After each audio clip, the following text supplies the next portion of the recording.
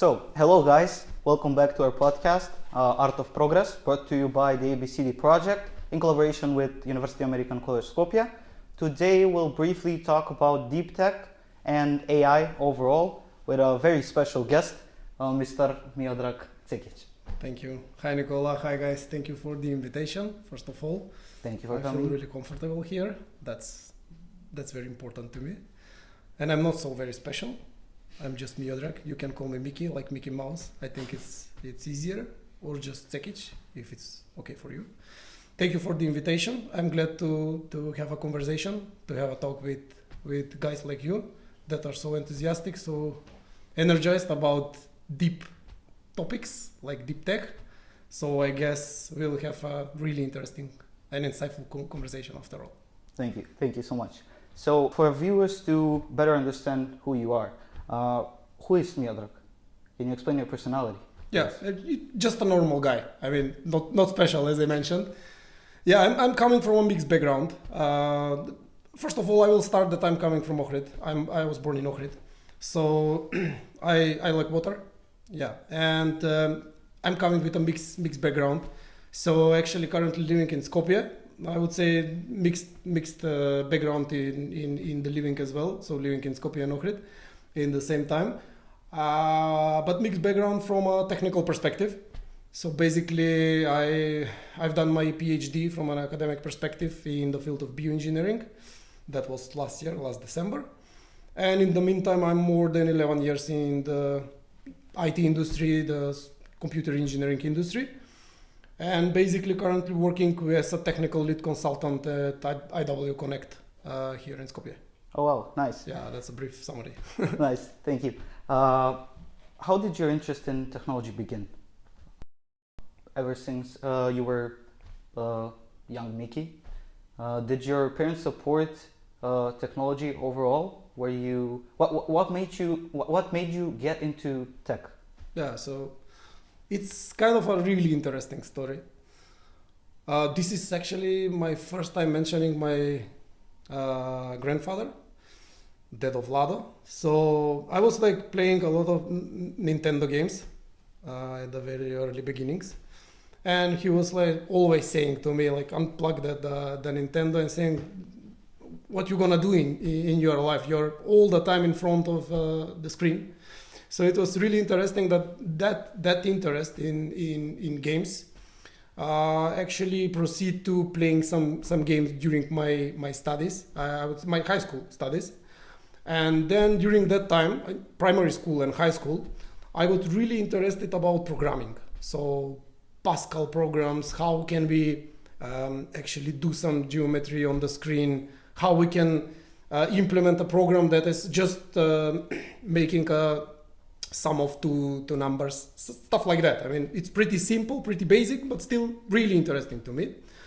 And then when the time comes about for me to decide if I need to go on a technical university or medical one, I was like thinking about what's next, because my parents are actually medical persons, they are doctors. So I was really into the I would say natural sciences, but with a focus on the medical part, but in the same time really enthusiastic about the technical part. And it was really interesting that I decided to proceed on the technical faculty. And basically I'm really happy that after some years, after probably a decade, now I'm like mixing the fields, and I'm active in both of them, in the medical field as well as in the technical part. But I'm not sorry about my decision, because through the years, through the career, at least so far, I'm really happy that I'm part of this field, of this industry, and what's currently happening on the IT scene. Yeah. Okay. Could you maybe share with us some projects you've worked on that combine both the medical field and the technological field? Yeah, so actually there are plenty of them. I've been working on a standard application development projects, where we've been developing applications for Ministry of Health in Netherlands. We've been developing applications for the World Healthcare Organization, and also some applications that are aimed to be a bridge for digitalizing your medical history, your medical portfolio, in a way that, for example, if you're traveling, you will always have with you on your mobile device or somewhere in a server, of course, your medical history, and every doctor that you're gonna visit, if that's the case, will have the medical history and contraindications, everything that you've had have until that time. So these are like pure software application development projects. But in the same time, what's really interesting, what I would like to emphasize here is my contribution to the bioengineering field, which means that I've been part of a multidisciplinary group working on a project that was targeting the colorectal cancer, meaning that we've been developing a methodology, a framework, not just an application, but a framework about the colorectal cancer carcinogenesis, as well as the drug resistance mechanism when it comes to the colorectal cancer. Wow. So basically we've been developing machine learning algorithms and methodology and proposing a methodology that will target that field. And that field is actually mixed between the technical part, because you need the technical skills to develop applications, to process the data, and to build the machine learning algorithms. But you can, of course, build that, but it's nothing if you don't have guys that are coming from a microbiology and biology fields that can interpret the results and the bacteria that are specific to that target case. So it's probably the most exciting thing that I was working on in the previous period. Nice. I read online something about your thesis that you wrote. It combined, yet again, the physical world with the digital world. It was something with water. Like you were... What do you mean? I know there's something about water. You were predicting the bacteria that are in water and mapping. It's in the gut, not in the water. Oh. Yeah, but basically it's really I mean similar environment. Okay, my bad. I apologize. So let's talk about IW Connect. When did you join IW Connect? Why did you join IW Connect? Yeah, so it's really interesting story because I know a lot of people there. And basically I get familiar with the IW Connect ecosystem and what they're actually doing a few years ago while they were like expanding. And just because of some circumstances, there was not a possibility or there was not a chance for me to join the IW Connect. I mean, that's how the things were back then. And this year, April, I actually joined the IW Connect with in the time when the company decided to put the focus on artificial intelligence and machine learning. It's not that they've not worked with these technologies before April, but in April they decided to form an R&D team, research and development team, that would be a complementary team to all practices and all technology lines the company have. And I joined just because of the role. So I was looking for such a role for such a long time.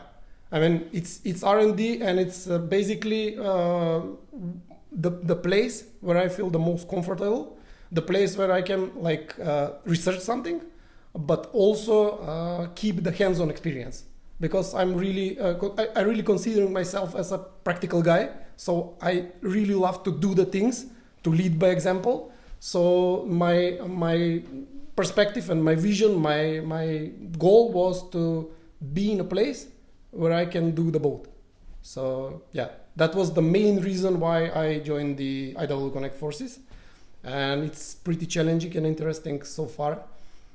We have a lot of projects that I was hoping I'm gonna work someday on, but currently we are doing that, and it's really interesting that the old projects are actually under the umbrella of deep tech. So the topic that we are actually discussing now. Yeah. Why did you specifically decide to go to that branch of technology instead of just conventional tech? Yeah, there is not a conventional tech. If you're asking me, a lot of people are saying like there is a shallow tech and deep tech. It's tech. So even in the shallow tech, there are a lot of challenges and frameworks and tools and skills and abilities that you need to have in order to solve some challenge. And if you are asking me, if you are asking about are you asking about the projects or my switch to the AI and ML? Yeah. So basically, I was working as a software engineer for more than 10 years. I'm working as a software engineer today as well. The point was that I was like walking on a very thin line between the standard application development or software development lifecycle and the artificial intelligence, machine learning, but also the data engineering and data analytics. So I was like, the time comes for me to decide to just switch the course and deep dive into the AI, ML, and data part, I would say. And it's interesting because it's still something that is challenging for me because there are a lot of fields that I'm still learning from. And that was the main reason, because I see the potential. If you're asking me, for example, what would be the next trends, I would probably answer that cloud computing, artificial intelligence, blockchain technologies, and big data, or the data engineering would be the next cutting edge leading or trend leading the industry. So that was the reason why I like just switched the course. But still, I would not say that I'm like completely switched. I'm trying to follow the both fields because they are complementary in some way. Yeah. Okay. Yeah. So I think that there's a big misconception about what deep tech actually is, and as we already mentioned, AI is a part of deep tech. But I feel like a lot of people got recently introduced to the term AI with ChatGPT, and everybody thinks that ChatGPT is AI and that's it. Can we please shortly explain what deep tech is and what AI is? Yeah, it's interesting question. So from where I need to start, it's pretty wide topic to discuss. AI today is like generative AI. Everybody are saying AI, we are AI company, we are AI guys, we are AI team. Everybody are AI today, But for example, at our side, we are not just labeling ourselves with AI or ML. We really want to embrace our teams to not just blindly following that you need to be AI, but really catch the concept and try to leverage the AI, the technology, the neural networks, the algorithms in order to solve some topics or challenges. So the AI is really buzzword today. And what I mean by that is that AI is not here from November 2021. Okay, AI is not here after ChatGPT was born. AI is here for a long time. I mean, probably dating from 1950s. And the first versions, the very initial versions of the chatbots, for example, the precedor of ChatGPT is probably coming from 1964 or something like that. I'm not sure about the year, but it's called Eliza. I think that it's not even the first one, but still. So the ChatGPT, for example, is coming from the natural language processing field, which is not new at all. I mean, there's a lot of history under the hood that was needed to happen in order for us to have the ChatGPT as it is today. And the ChatGPT or the OpenAI are not the only player. They are literally just one drop in the ocean. I mean, it's really funny, but it's like that. I mean, we have a lot of presentations at our site, at our company, doing some prompt engineering stuff and stuff like that. And we are exploring, embracing the people to explore different large language models, including the GPT, which is the model behind the ChatGPT. And I mean, going straight to the point, AI is just a buzzword because everybody are trying to utilize something that is happening right now. But the real truth is that it was here long before today. Okay, so for example, Netflix. There is a recommendation system which is built on the top of artificial intelligence. Way before ChatGPT was born. Okay, and not just the Netflix. For example, when we are playing with our phones, which are not coming from November, I guess 2021, there is an auto completion or correction for the wording. Okay, so that's also AI behind the scenes. And to name few, I mean, there are a lot of examples in the industry, and probably we've been circle around. I mean, we've been around the AI all the time, but the point is that after ChatGPT, a lot of people actually understood and see the potential in AI. And what is really interesting when we are discussing about the deep tech is that, for example, the cloud providers, they're currently exposing and releasing different cognitive services and applied AI services. So, for example, a way before, if you need to build an application for sentiment analysis, for example, okay, to see if someone is discussing one topic in a positive or a negative manner, then probably the first point would be some scientist or some guy that is doing the algorithms to choose what algorithms will be the best suit for that scenario and stuff like that.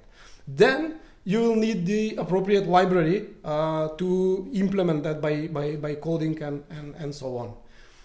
And for example, today, the picture is that you just need to fully understand the scenario that you need to solve, or that you need to build something on the top of it, okay? And then it is most likely that you will find exactly the same or very similar cognitive service that will do the job, okay? That you're gonna tweak it, you're gonna configure it, you're gonna plug it into your use case. I'm not saying that it will solve all your problems, but for sure will be the foundation for building something intelligent and something smart. And it's really interesting that the cognitive services is just like one layer in the cloud computing. There is another one which is called applied AI services. And in the applied AI services, we can do, for example, text-to-speech or speech-to-text like in a blink of an eye.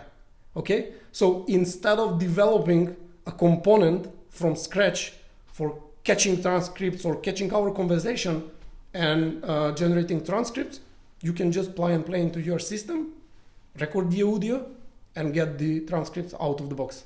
Okay? So it is like, it is fully aware and intelligent to do that. Okay? So my point here is that today it's probably much more easier to utilize the AI, because it's probably due to the fact that the industry is getting more mature and more mature with the time being. Yeah. Okay. So as you already mentioned all of this, but can we start to differentiate the implementation of AI in the real world? For example, let's differentiate what Open API is, and can anybody just grab that code from ChatGPT and tweak it without any huge prior knowledge to coding, for example? Yeah, so you've mentioned Open API. I guess you meant on OpenAI. OpenAI, yeah, no, yeah, okay. The terminology is, I mean, applicable for different things. Doesn't matter. I mean, I got the question.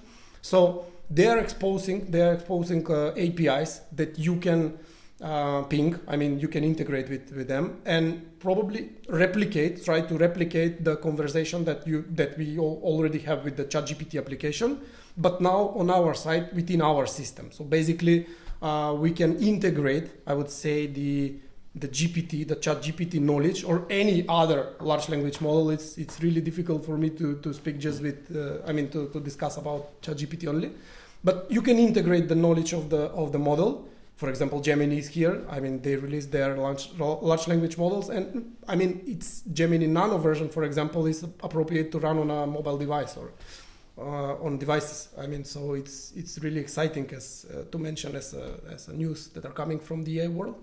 Anyway, you can integrate with their APIs, but still you will probably leverage the general knowledge that the model has. And my point here is that we as a company, we have special team. We formed a special team that is dealing with a concept called retrieval augmented generation.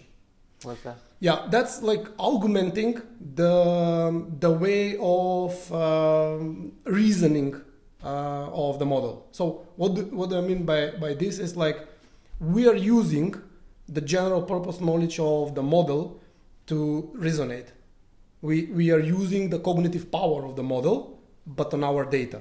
What does it mean? That we are implementing systems that consist of different indexes or databases or data sources, which are actually fed with data which is business tailored data. I mean, basically data which is internal to some company, or data that is confidential, data that is really business tailored to some specific use case.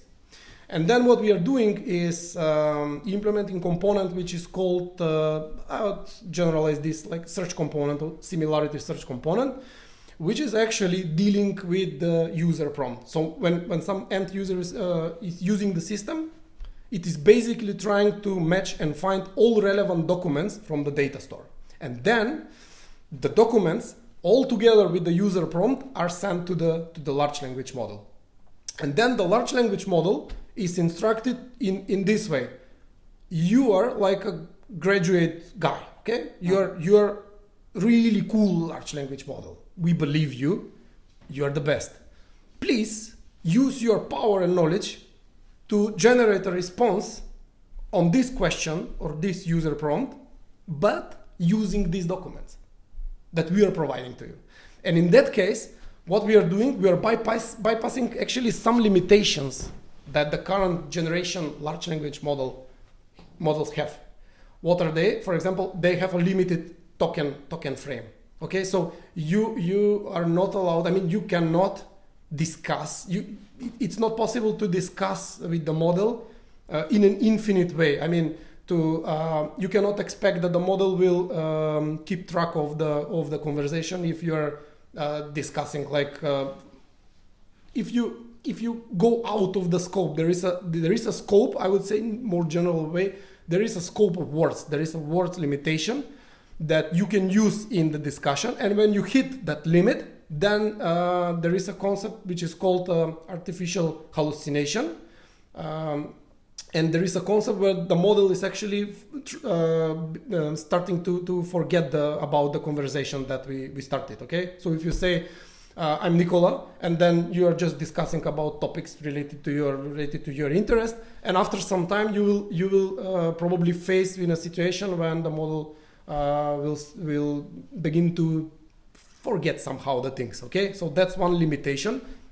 And that's the reason why, for example, you cannot grab a book from here and put it in the model. Technically you can, but you can't just because of the token limit, because we know that the books consist of a lot of words. That's the first limitation. And the second limitations we are actually addressing is that if you ask ChatGPT about something that is business tailored to your case, for example, medical case or something in a healthcare, which is specific to your company or startup or anything you're doing right now, it's in your field of interest, then it will most likely start with very general questions, and you need to instruct and guide the model in order to extract some information.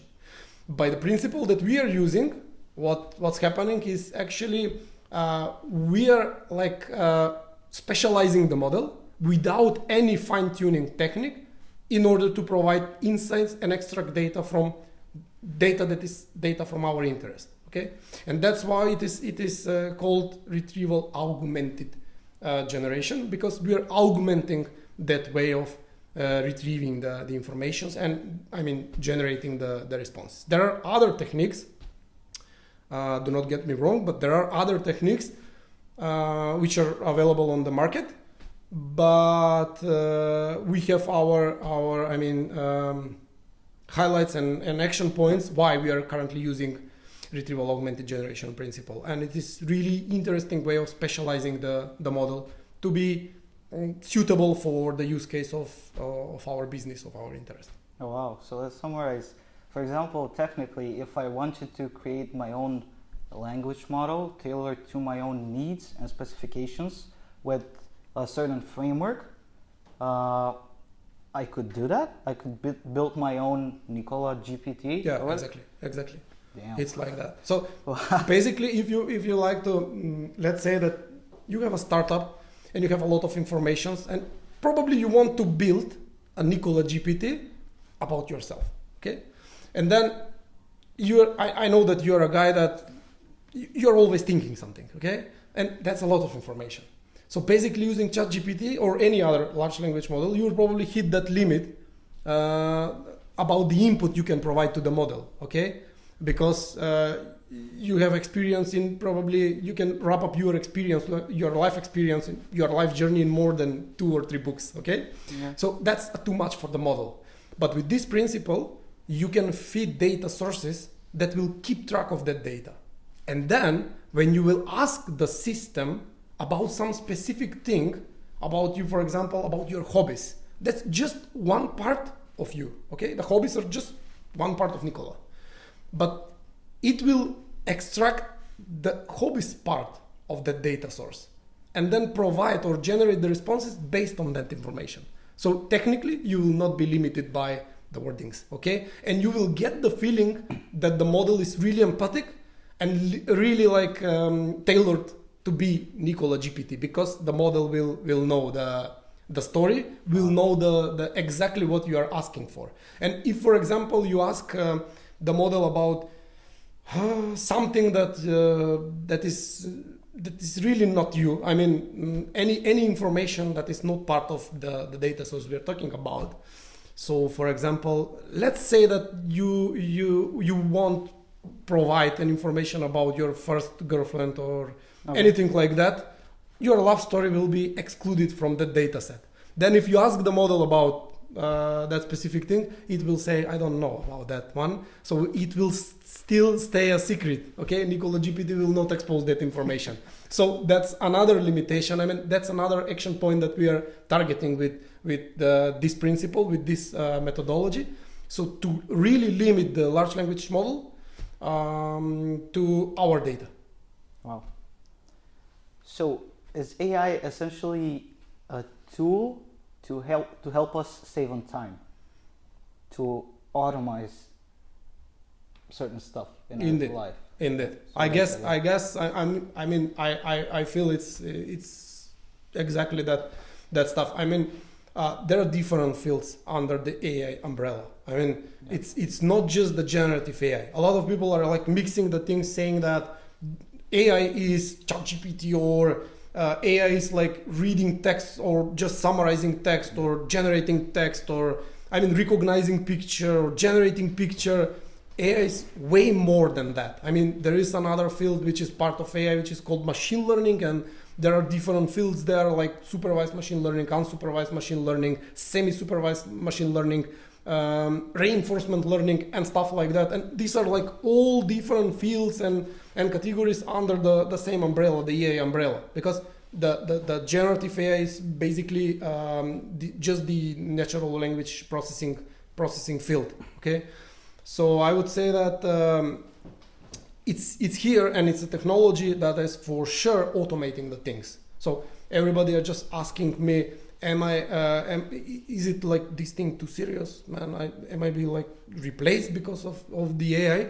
And I'm always saying that if you realize some pattern in your working, or if you realize that you are like doing the things in a repetitive manner, that you're doing things manually based on the same principle, then it's probably time to consider using AI or cognitive service that will really automate that thing for you. And then a lot of people are saying, but if I do this, I'm gonna probably be obsolete. It's not like that, because then if you automate something, then you can focus on something that is really from business perspective. I mean, on a business knowledge, on a business domain, and really targeting the challenge and making the business to be in front of the competition.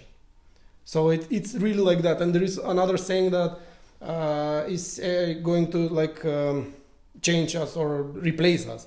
And a lot of people are saying, not AI, but the people that are going to use or leverage the AI services are going to change us or replace us. I mean, we are all in a same box, I would say, and I think that there will be people that are still reserved, but I think it's the exact time when we need to reconsider some of our thoughts, because this is happening very fast, and this is something that, according to me, will determine the next challenges and next trends in the IT industry.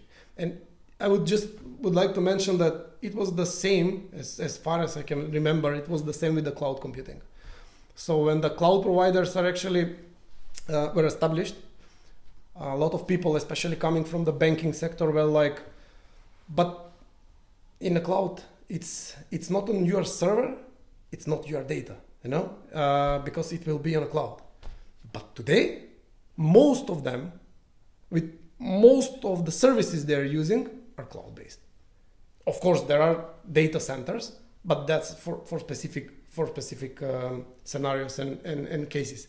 But the trend was that it was developing like in an exponential way.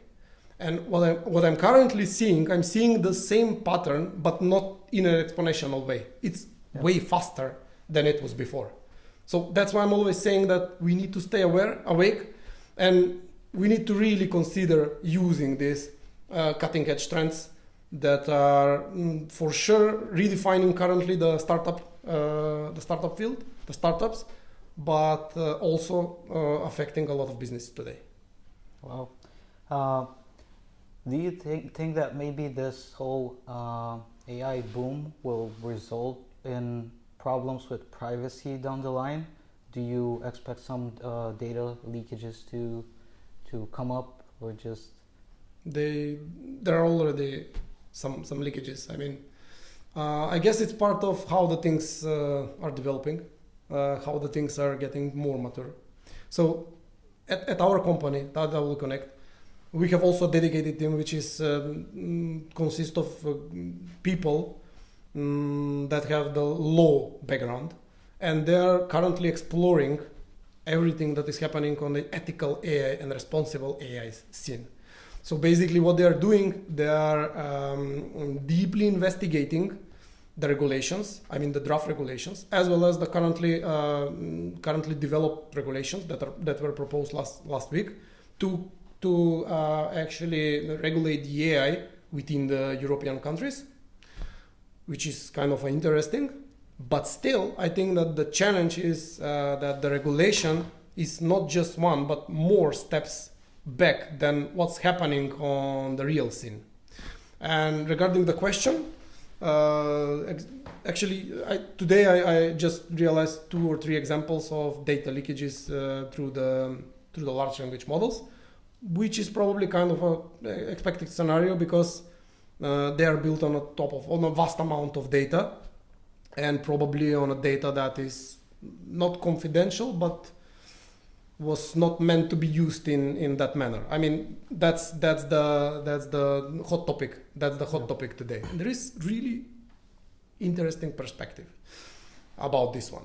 So in our company, there are a lot of companies that are like forbidden using the ChatGPT. Why would you do that? Why? Because there is the data policy, which is coming with ChatGPT or OpenAI, is explicitly telling us that they are not going to use the data for probably training the next generation of the model. But there is one statement which is saying that it is most likely that they're going to use some of the data to improve the services. And this is a red flag for the security officers, the security guys. And it's probably something that we are interpreting, that some of the data that we are using with ChatGPT could be probably the next data the data for the next generation, the next gen model. And what is really, a thing that we need to consider is if you're working with clients, you have end user agreement, okay? Yeah. So you're not supposed to share any information about that client, especially not in public. So the point is that if you are a lazy person, or you just wanna like drink your coffee 20 more minutes than than the normal time, just guess. So the point is that you're gonna probably copy paste some text notes that you need to be considered for writing an email, but there is a chance that someone will not delete the content which is client specific, like the names, numbers, not to mention here numbers that are related with some financial transactions and stuff like that. So in that situation, you're leaving a space for that data to be part or integral part of some next generation model.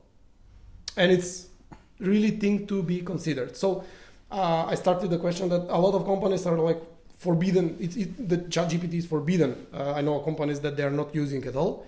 But we as a company at AW Connect, we decided that we're gonna embrace everything that is AI related. But we're gonna also embrace a program that will take care about all employees and will raise the awareness and will show how to use not just the ChatGPT, but everything that's currently happening on the AI scene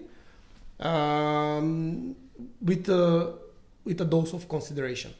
So for example, yes, we are using tools for generating presentations. Yes, we are using tools for summarizing the meeting notes. Yes, we are using tools for writing emails. Yes, we are using tools in our marketing activities. We are actually utilizing and leveraging AI, and we are building applications on the top of or by using the AI. But we are always considering the data privacy, the contextual integrity of the data, as well as the sensitive data, in its general form. Oh wow! I think that we can see you're really passionate about this, and especially about IW Connect. It sounds like you have a cool day-to-day atmosphere over there. It sounds like all of you guys are coming together and working together simultaneously to better the future of the company. Yeah, it's not just the company. I mean, it's a lot of people. I mean, they sometimes say that. I mean, they think that we are doing outsourcing, but it's probably wrong because we are doing consultancy. It's really different concept than just outsourcing.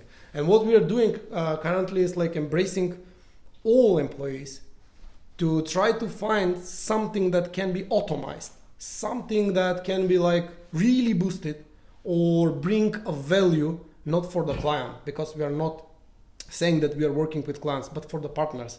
Because our way of doing the relationship, I mean, working in the relationship is by partnership, doing a partnership relation with the people and doing a consultancy work, which means that we need to communicate, we need to educate ourselves, we need to invest in us in order to provide value for our partners and for the businesses and for the domain that they are working with. So my point here is that, yeah, it's part of the ecosystem of the atmosphere in the company on a daily basis.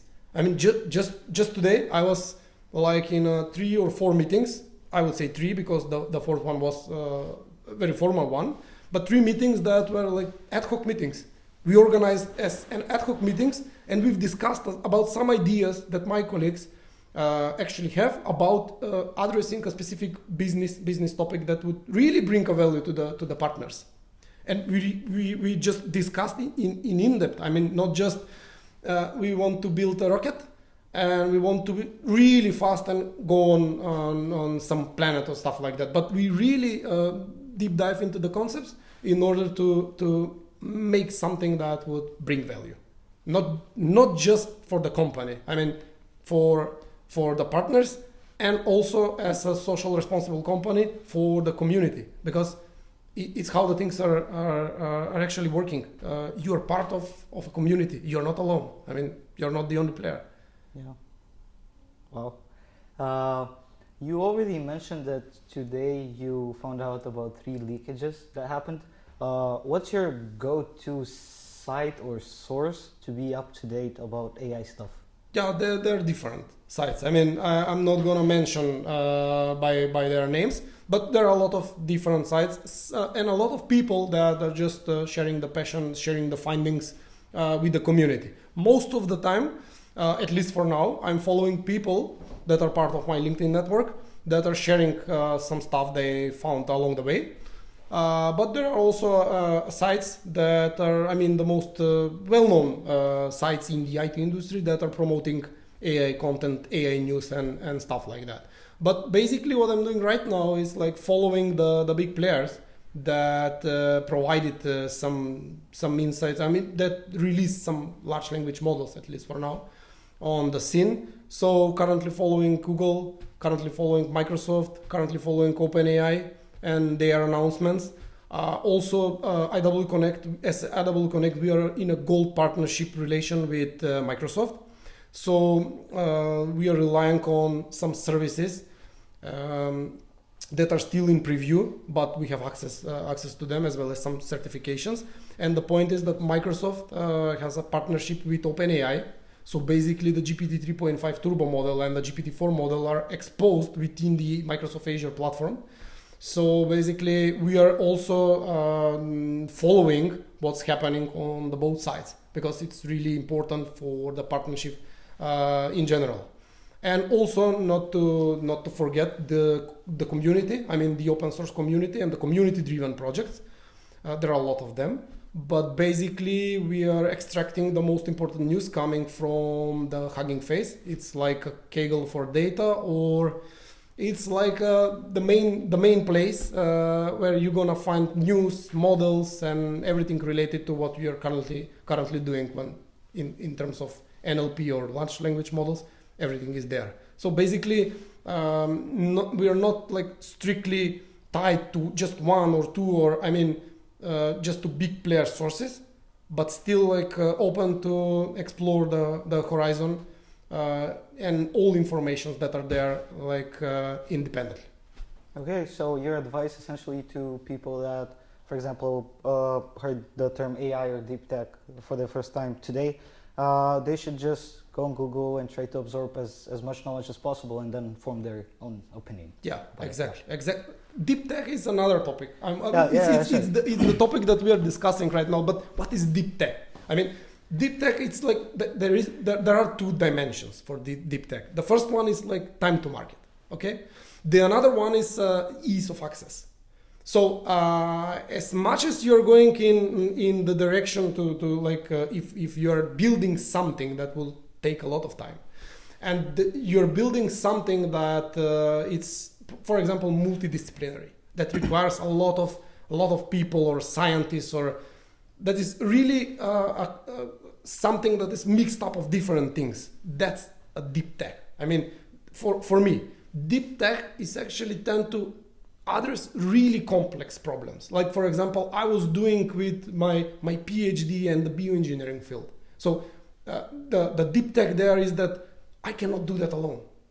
I need microbiologists. I need biologists. I need bioinformaticians. You need a team. Yeah, in the team. They need to interpret the results. I need to implement the algorithms, but it's like tight and complementary process. You cannot do it alone, even the initial phase. So even the data extraction is like that. You need people in the laboratory, in the lab, that going to extract the data. Okay, so deep tech is, for me, is something that is like, it's a process, and a lot of people are involved, and it takes time, but it is addressing really complex problems. Like, for example, in the bioengineering field or the biomedical part, where we are trying to understand our bodies. Okay, so just for having an idea, I would like to mention that, for example, I'm working with gut microbiota, with our gut, and the genetic potential in the gut is like probably 200 times bigger than the genetic potential we have in our human genome, which is crazy. Okay, so there's a lot of information that is living in our gut, and there are a lot of studies that now that are connecting the processes, the metabolites in our gut, with everything that's happening to us. So we are not just the humans; we are way more than that. Okay, so for example, solving or trying even to understand what's happening in our bodies is deep tech, because it requires a lot of effort to understand that. And even in that situation, when you think that you've probably found something, it's really difficult, because taking the data from our body is like a screenshot of our body. Yes. And it's probably, we are not living in the same way every day, okay? We are changing the location, probably breathing different air, going to some other places, eating different food, stuff like that. So it's really a complex problem that you need to investigate, explore, prototype with the data and stuff like that. So it's a complex one, and that's exactly how I consider what deep tech is. Wow. Could you give us some words of wisdom to, for example, to the young people or older people watching right here? How should they tackle the whole AI thing? Yeah, I mean, I'm just thinking about myself when I started doing the things. It was pretty difficult. I mean, the ML, the AI, the deep tech, the all fancy words that are currently really, exposed to the public were a black box for us. I mean, I was just a student and I was like, oh my God, I really want to sometimes to work on this one. So the point is that back then, 10 years ago, the technology was not even close to what we have right now. So that was my point at the very beginning of this discussion. There are a lot of services that are now available for the people. For the students, for the enthusiasts. And it's the only way to actually be an expert, to try something, is to actually try to use them. Okay? I'm encouraging everyone to at least try to use some of the services for their scenario, for their purpose. And my point here would be to start walking or going along the way. Going through to some direction without. It's important to read about something. Okay, in order to start something, you need to read to explore the market and stuff like that. But for me, the most important part is to just walk.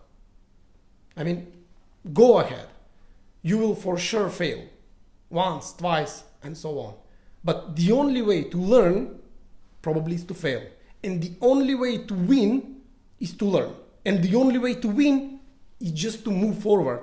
And because I'm doing like a trailing and trail runs and stuff like that, I'm always saying, no matter what, just run. Okay? There are gonna be periods when you're feeling exhausted and your body's like, you feel it's not you're not yourself. But you need to keep moving forward. That's the only way. And that's part of our ecosystem at Double Connect. For example, if we have some idea, and if you have some idea and you Google something, the possibility that other people were thinking about the same idea is not big. It's like for sure. Is it so? So the point here is that somebody else probably tried that, or is doing that. So that's why I'm saying read, explore. See what's happening in that field. But still, if you're really enthusiastic, if you're really dedicated to it, if it's your passion, then just start and keep moving forward, and you will learn along the way. Okay, so that's my message to everybody considering if I'm a match or I need to start with something that is pretty complex. And my point here is that you will start to be better version of yourself in the moment when you're gonna jump from, not saying like a comfort zone. That's a zone that some person is like feeling comfortable, but in the same time is probably happy. But the real growth zone is when you will jump in something that is probably completely new to you. Okay? But you're still enthusiastic to make an impact, to leave a fingerprint in that area, and to be proud of yourself that at least you tried. But that's why I'm saying that you tried, and most of the time, if you're really energized and enthusiastic, you will succeed. You heard it right here, guys. So get out of your comfort zone, keep exploring, keep walking, never stop, and eventually you'll make it up. For sure. Thank you so much for coming. Thank you, Nikola. It was my pleasure. Yeah, mine as well. So, guys, that was it for this one. Hope to see you in the next one. Cheers. Bye.